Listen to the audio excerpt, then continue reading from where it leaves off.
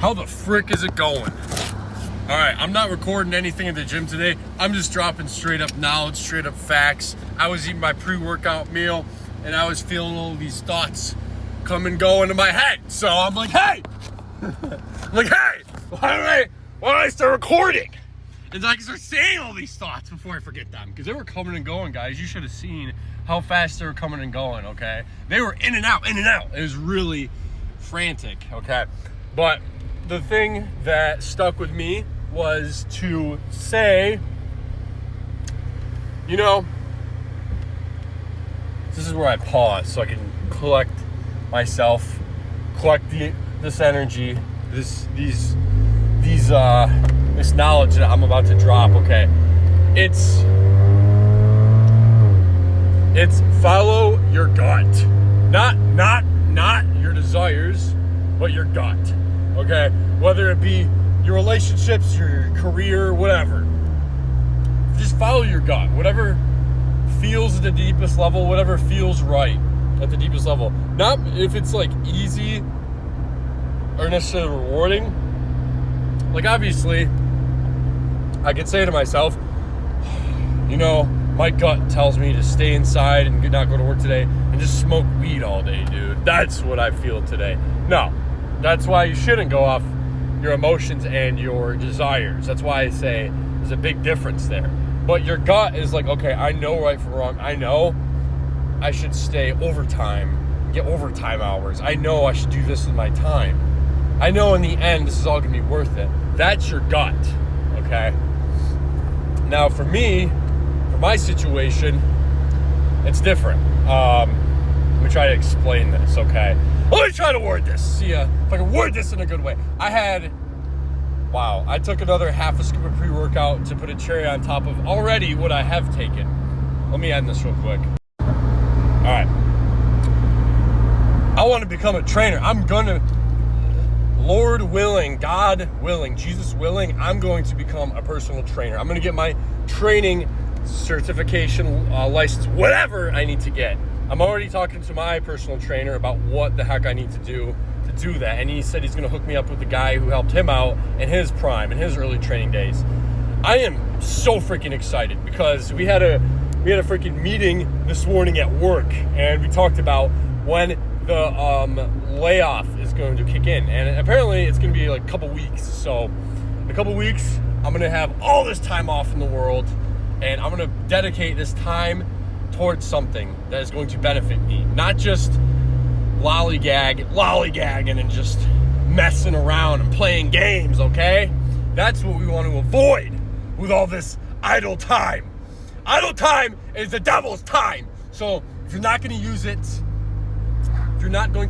it, wisely, that's silly and that's stupid. You have to take initiative and take advantage of any free time that you have, okay? Obviously, you should know that. Your gut instinct should tell you that. Now, your desires are going to tell you the short-term instant happiness, okay? That's what they're going to try to,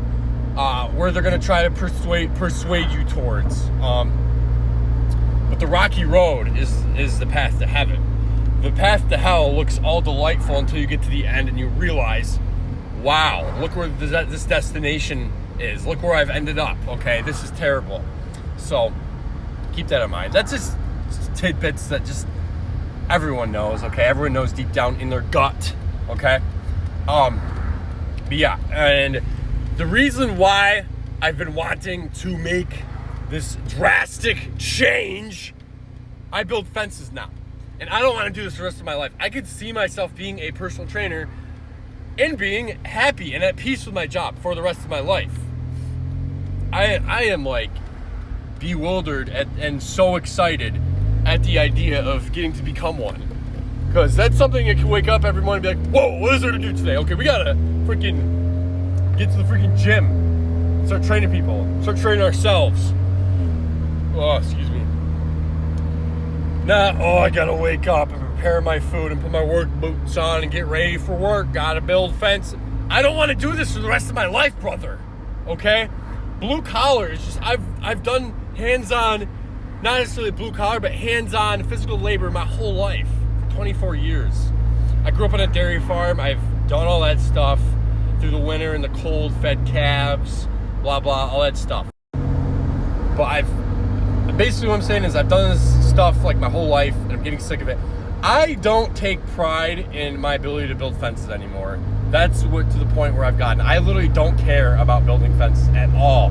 I used to have some fire in me. It's like, oh yeah, I can build this fence from start to finish. I can build any type of fence you want from start to finish. Now, I don't give a flying frick. I just don't. Okay? I passed that honeymoon phase of my job, and obviously work is work, a job is a job. It's not going to be something you're fired up to go to. I refuse to accept that. I refuse to accept that the rest of life is going to suck. Because that's everyone's attitude in the blue collar force. I don't know if you guys ever work blue collar. Half the people that are blue collar are either like fat, really fat, or like severely skinny and very unhealthy, and they're miserable and they hate their life, and the personality and life and energy has been sucked out of them to the point where if you try to have a conversation with them about everything, they just don't want to. I've felt this. I've worked with different foremen, different people throughout my life, and I've seen this, okay? I've never seen like a foreman that's done this line of work that's just like has a good personality and has life to them. Now, there's people that I work with in my company that are they're freaking hilarious. They have awesome personalities, but they're if you're seeing this and you work blue collar and you're like young and you're on my age, maybe even younger, I'm 24, and you have this feeling of like, man, I don't want to do this the rest of my life. Don't! Find out what the frick fires you up, okay? And in your downtime, just strategize how you can make money out of it, or how you can, I don't know, start your own business. Maybe you do want to work blue collar and you want to freaking start your own business. Take the risk, take the sacrifice. You don't want to have to answer to a boss for the rest of your life. Trust me, okay? Trust me, you don't. It sucks, man, but you can make it not suck. That's the beautiful thing about it. Like, making these videos fires me up. As soon as I start recording, I'm like, yes! I get instant hit of dopamine. Even if I can make my living off being a YouTuber, I would love it.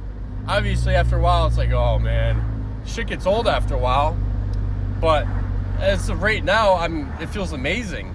And obviously, who am I? I have 118 subscribers. We hit 119 subscribers yesterday, guys.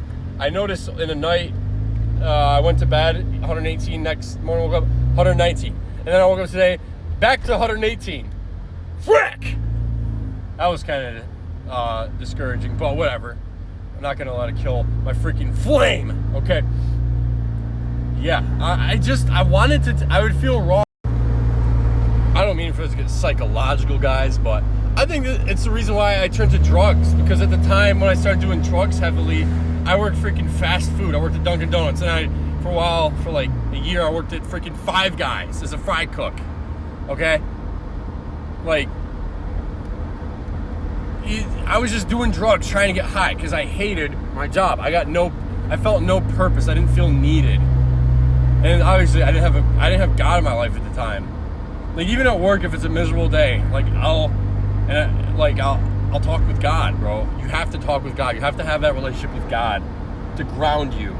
You have to be grounded in the Lord.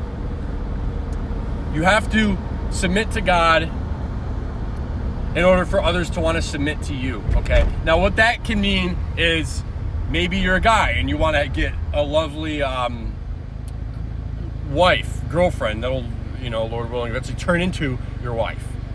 You have to submit to the Lord before she will submit to you. And that goes for just anything in life. You want to be a leader, submit to God, brother.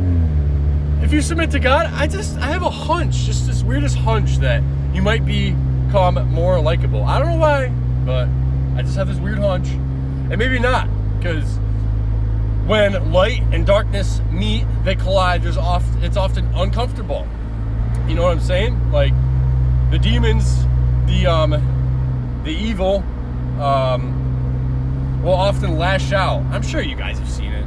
Like, if you've ever seen like a street preacher preach about God, you'll see people will lose their minds. Okay, they will absolutely lose their minds. It's like when you say Jesus' name, It's like something gets triggered in them. It's crazy to see, guys. It's crazy to see.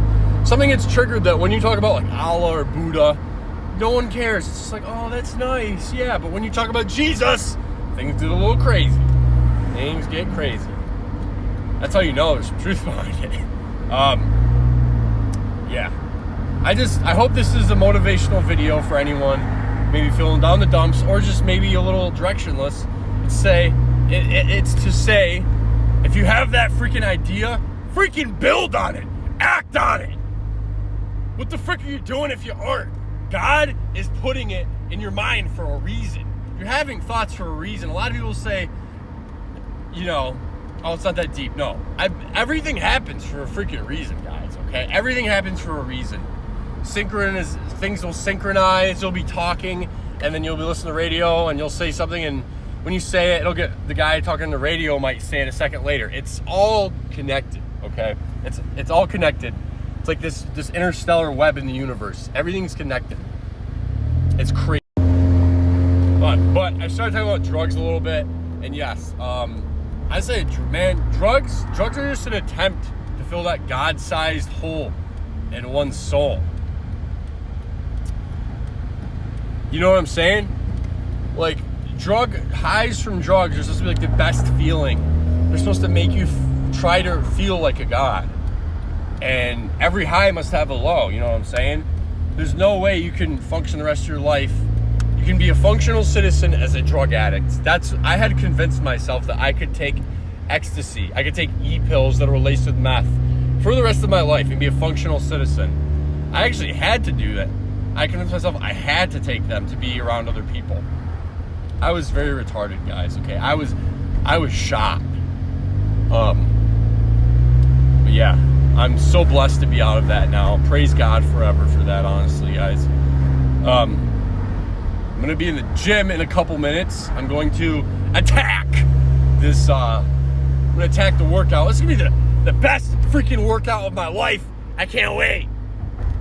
Sucks for you guys I'm not recording this so you can witness the best workout of my life, okay? But I'm specifically attacking my squats. I don't really know how I'm going to do this. I think I'm going to see what I can do with 405, seeing if I can hit it for 10. I came up short. I think I did like 8 reps or so a couple videos ago. Yeah, that was not very discouraging. But no, last video was very discouraging. I didn't get it on camera, guys, but I tried squatting 455, and I was convinced that I could do 455 for at least 3 reps. I didn't even hit 1. Now, my reasoning is I kind of fried myself with warm-ups. Warm-ups were a little crazy, a little bit bumpy, and by the time I got around to the 455, my muscles were just shot. They were I had already hit like 1 or 2 working sets, so muscles were tired. Also, like when I went down, and then when I tried exploding back up, my knees like were numb. My right knee, I didn't have any sensation in it. Excuse me. So, yeah, that was pretty frustrating. But I'm going to hit 405 for 10 reps. And then I will tell you guys if I did. And I will tell the truth, I won't lie. So, I'll see you guys afterwards. Bye-bye. Guys, frick. I'm enjoying a nice cigar here. I tweaked my knee, dude. I tweaked my knee at the gym. I was doing freaking leg press, 6 plates on each side of that sucker. And pumped out about 7 reps. 8th rep, pushed it up. Felt just this uneasy, just oof, you know. Ooh. My left knee. Guys, this is a cigar, guys. I'm smoking a cigar, guys. Yo, guys, smoking a cigar. And as soon as it happened, stopped the workout, of course. Went over to freaking hip abductor machine, gave that a shot. Nope, same pain in the same knee, not doing it. Had to pack up and leave. I am pretty content in how the workout went. I got in the meat and the cheese of the workout. The hardest movements, the frick, what do they call it? Component movements? No, I'm saying that wrong. The not the isolation, whatever is opposite of isolation, where you hit multiple muscle groups. I did those. I got with the most straining workouts, in my opinion, the ones that give you the most gains. So kind of content with it, except I have a knee injury. That's not fun. I had to text my boss and let him know that what happened, and I might wake up tomorrow, and if it's worse, I really don't want to come in. I don't want to work a full day. I don't want to work with my knees in the condition it's in. He's pretty cool about that. But sucks, dude.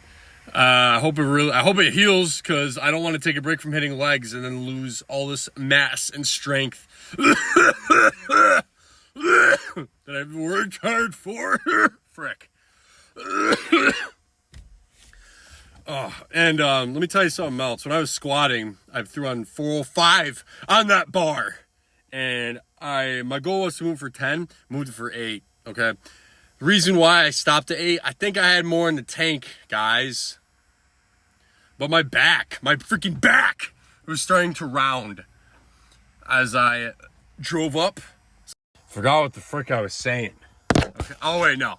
Yeah, as I was pushing up on my 8th rep of my last rep, my back started to round over, started to hunch my back. Almost fell over forward. My legs felt good. They felt sturdy and strong and dense. So that's why I say I feel like I could hit 10 reps, which is my goal. I told my trainer each week I have to tell my trainer my freaking goals, which is a very important thing. Come up with a goal each week when it comes to the gym, okay? At least one. And I still haven't reached it this week. I feel like it was right around the corner, though, brother. I feel like it was that freaking close. I was that close to hitting it. But frick, guys. The frustrations are real, I'm telling you. It was the thing with the leg press machine, though. It really got me. The seat, and it's like, oh, I'm 6'8", I'm tall. So why wouldn't I want the machine on the largest setting so I can, nestle in there and fit my freaking legs in the platform, my feet in the platform, so I can push it. But I'm not used to that. And when I did that, I noticed my ass, my arse was lifting up a lot. And my lower back even was lifting up off the seat. Right then and there, I should have stopped, unracked everything, and adjusted it. But no, what did I do? I kept going until this knee stuff happened. I'm regretting every second of it, guys. So, immediately after that happened, texted my trainer, let him know, because we got to get to the bottom of this. Tomorrow, I'm going to see if we can meet up at the gym. I'm going to point out to him where it hurts. He can give me some stuff to do to, do a little therapy. It's not just a trainer, he's a physical therapist, guys. Guys, I'm blessed with this one, okay? I got the best trainer. He does a bit of everything. Shout out to you, Jay, my friend.